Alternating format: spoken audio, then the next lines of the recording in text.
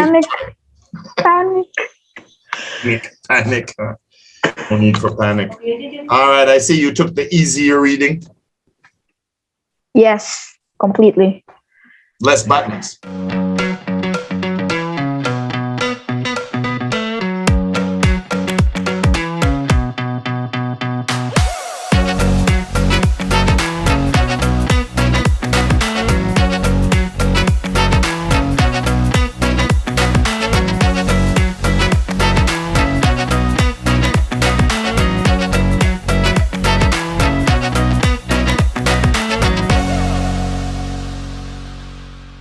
Yes, it looks like you have a new office for sure. This is the same. This is the same. That's still the classroom? Yeah, that still is. Okay, you just adjusted your camera. Yeah, I just use my phone because in my laptop it's not working, the camera, so it's gonna be a huge problem when you're recording. Well, yeah, and you want to have a good picture, of course. Yeah. There's Mom. Yeah. Is she scared she's gonna catch COVID from you or what? No. She cannot hear you right now, so. Oh, that's good. All right, so how's school? Everything online still okay? You doing? Yeah, still online. Everything's okay. Oh, that's gotta be annoying a little bit. It's been 2 years. And it's really bad. Yeah, 2 years. That's wild. Boy, they're training you guys to how to use computers pretty good, aren't they? What are you doing? What is that? What are you advertising?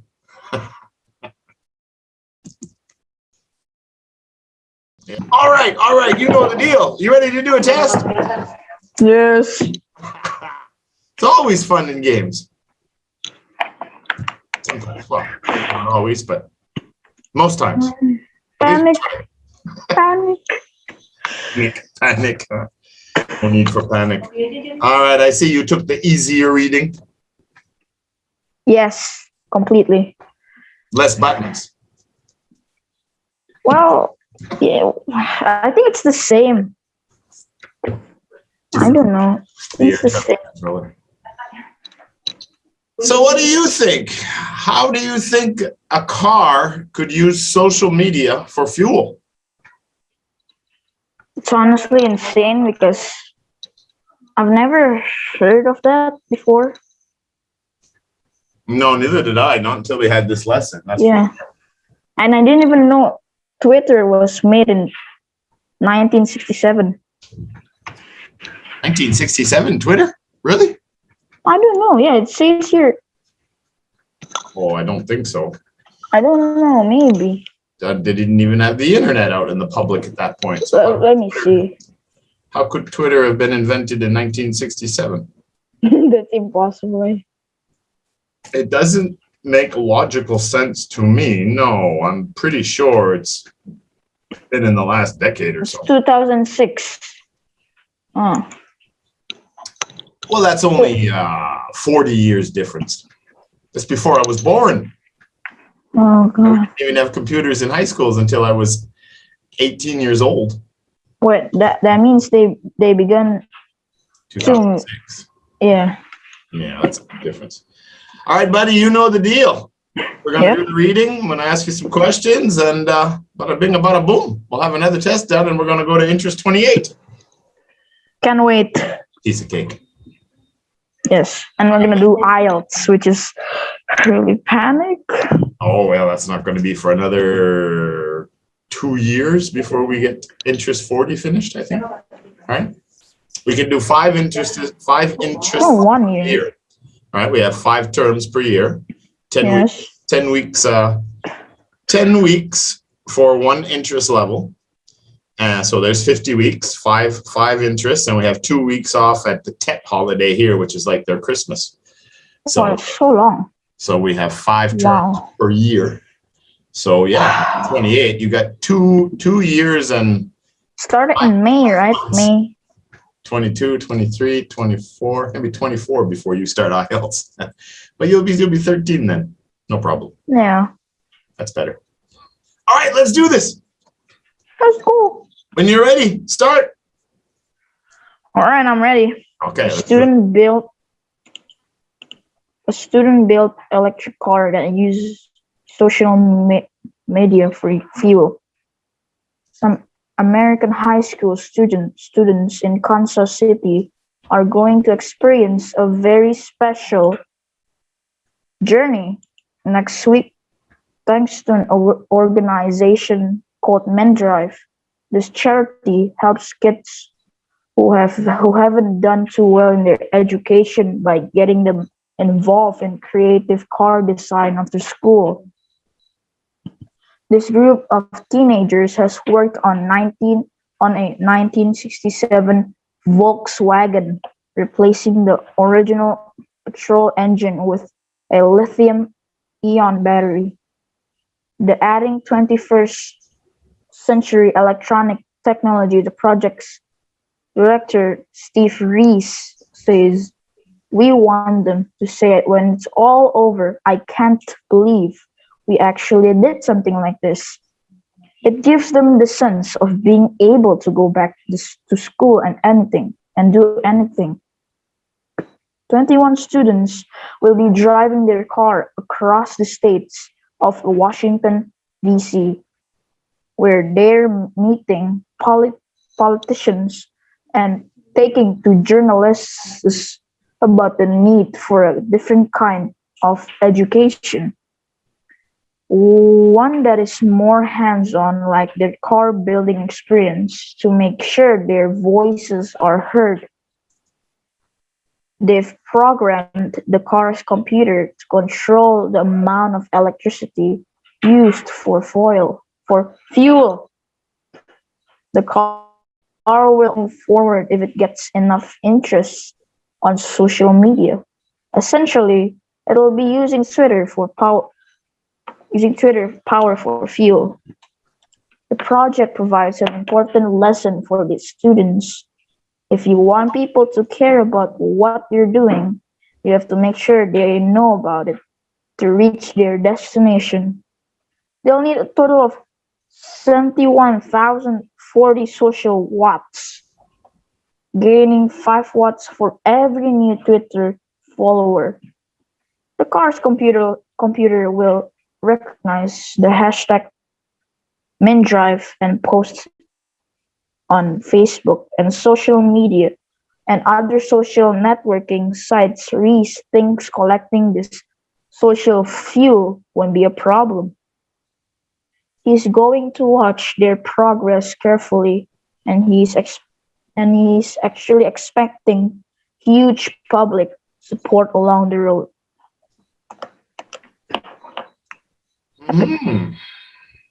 It's really insane how they drove to states of Washington D.C.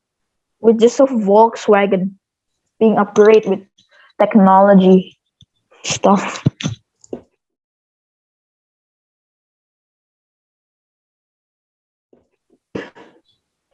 Yeah, it's Washington D.C. is the capital. It's kind of like a city, but it's in Maryland. The state of Maryland.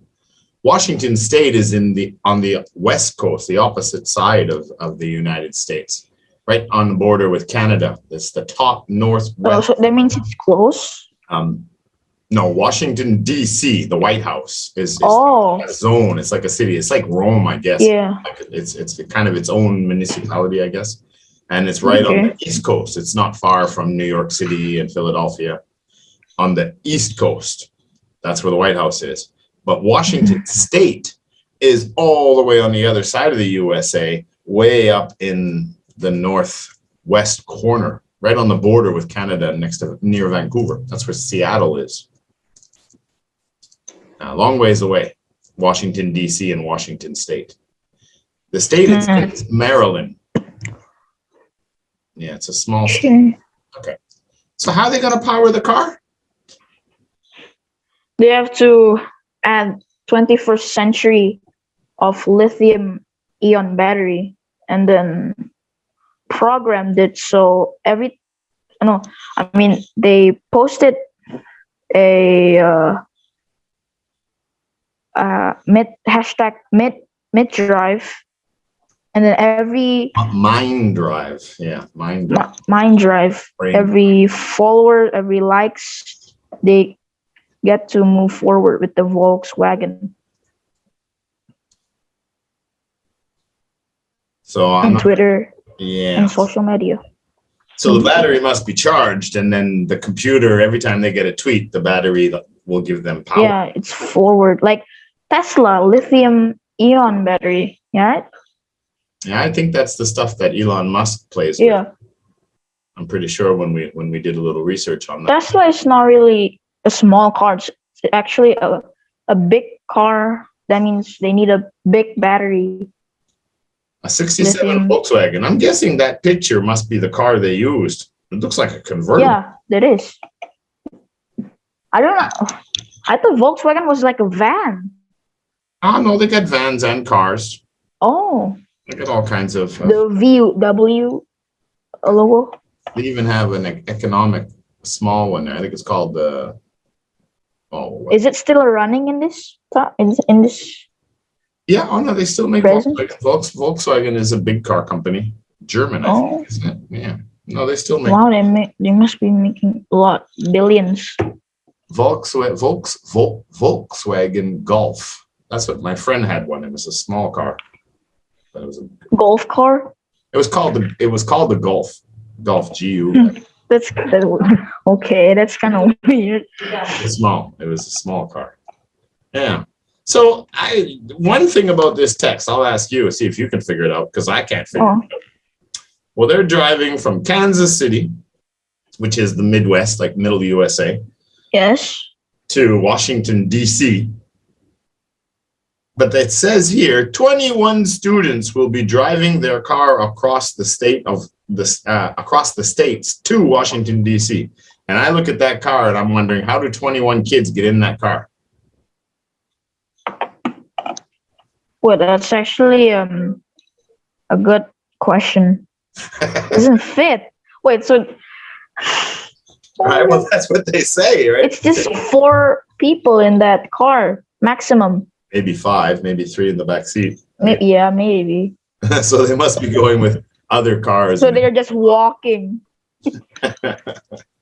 Yeah, I thought that was kind of a... Or they bring their kind of a mystery each own Volkswagen. Nah, they probably have like a trailer and all kinds of stuff. It's probably a bunch of cars going together. 21 kids. Oh my God. No, teenagers. There has to be more vehicles, and I'm sure the teacher will be on the trip with them as well. All right. The teacher is just enjoying the view. Yeah. So what are they talking about when they say that there is a need for a different kind of education? What is your take on that? What do you take from that? What do you understand? What do you think they mean? There's a need on every education. That means that I think maybe some students haven't got any, enough education like at the past, because before technology, everything was hard. Everything was like, it's just a normal and traditional way to do it. So then the students cannot study hard enough. But today, you can just research on your laptop, and it's way easier. That means students have interest on something, but they cannot work fully, study fully, because they don't have any technology, I think. Well, there's truth to that, because when I had to do a project, I had to use Britannica, which was a set of like 1,000 books to do research on whatever I had to do a report on. Now you can just Google everything and get all the information. I would agree. Well, your statement is, that's not my question, but I would agree with your analysis, what you're saying, because I do think it's easier for students to study now. But I think that they're trying to send a message And the idea is that they're saying that basically what they're saying is that the education system today is not completely suitable for the students who are going to face the workforce when they get out of school. You mean so there needs they're to not change. they're not skilled enough? Well, yeah, exactly. Like education was designed purposely to train factory workers. That's how it all started, right? To train workers. So there's a lot of things missing in education with the modern world.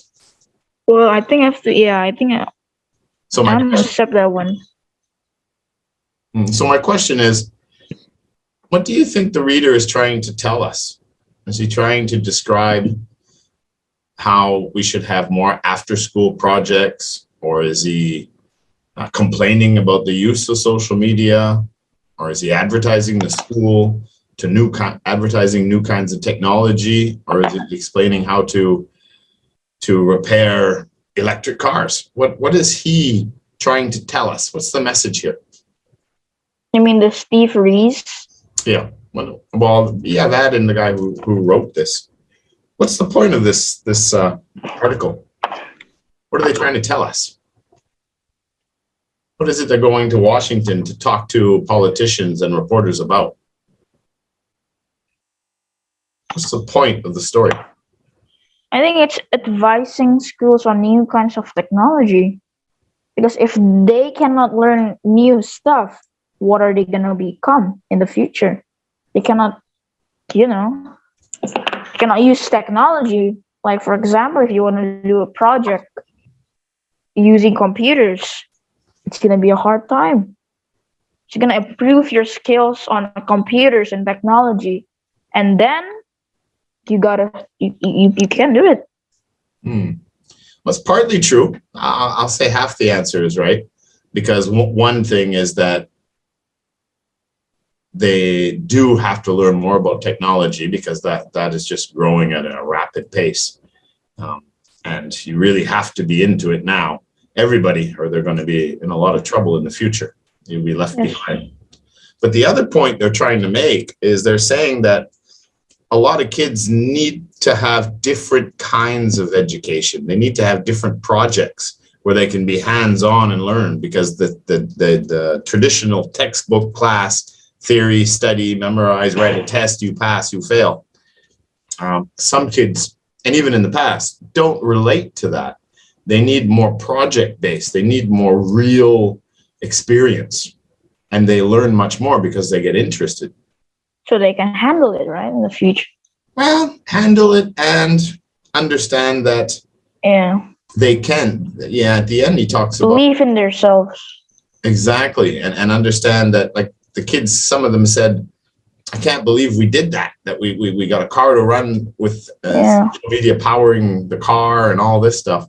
So it kind of opens their minds to believe that, maybe school isn't that hard. Maybe I just have to apply myself and I can get through this and not drop out. Because a lot of kids quit school, especially in the West. At the past?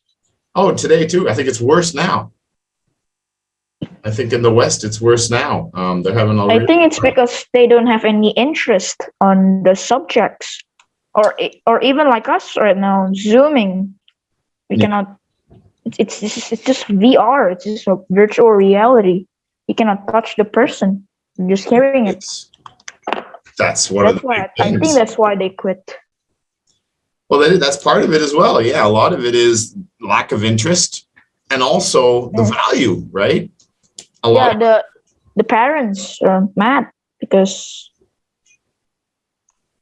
I don't think I should say this, but don't get paid, I guess. Don't get paid. The parents are mad because the children aren't focusing on the class. Oh, yeah. It's a big problem. They just turn their camera off in the school. Just watch YouTube.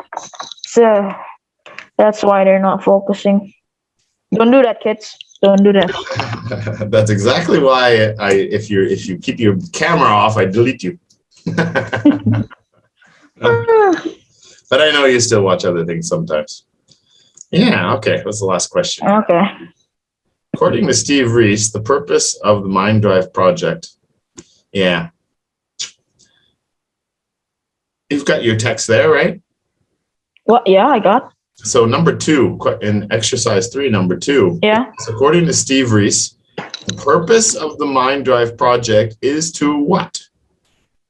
What do you think the purpose of the MINDDRIVE project was? I'm going to say was because it's done now.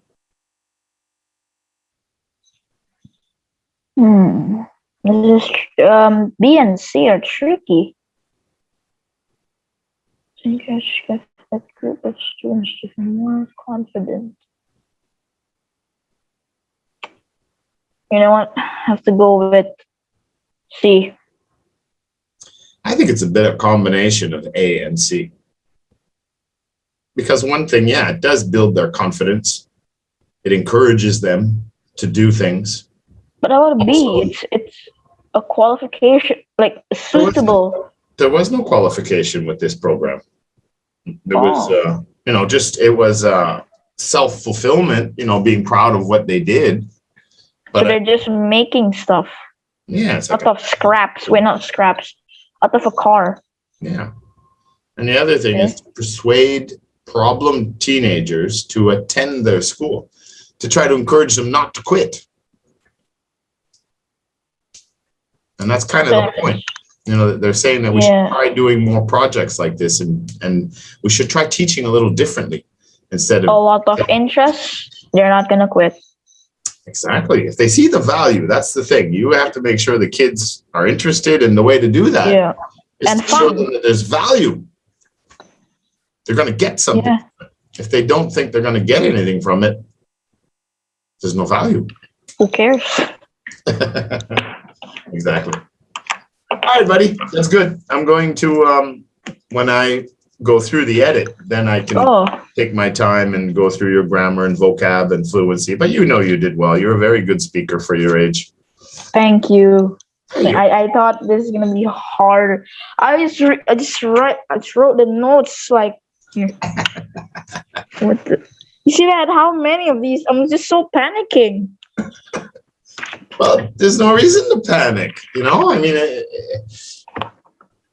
I think it was Jordan Peterson who said, and many other people have said this, but recently when I was listening to one of his videos, he said, if you want to learn something, it's not about trying to just memorize everything for a test.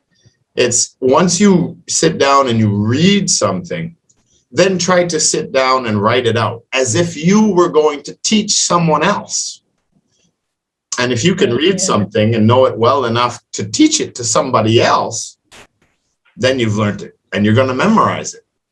That's why writing is so important, because it helps organize your thoughts, right? And that's good that you wrote down all those notes. That's really good, because a lot of times students, they say they're cramming, but I mean, nobody can study for 6 hours in a row. So they really don't, even though they say they do.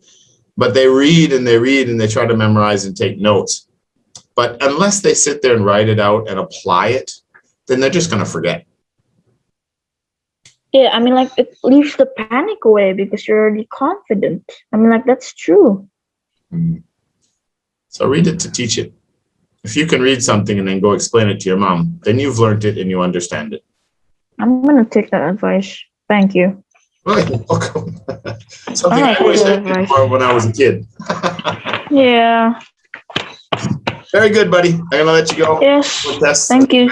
Matt is next. So we'll see you Matt is next. Okay. Goodbye. Bye, Matt. Bye, Matt. I did it again. Bye, Matt. Bye, Adam. Bye. Have a nice day.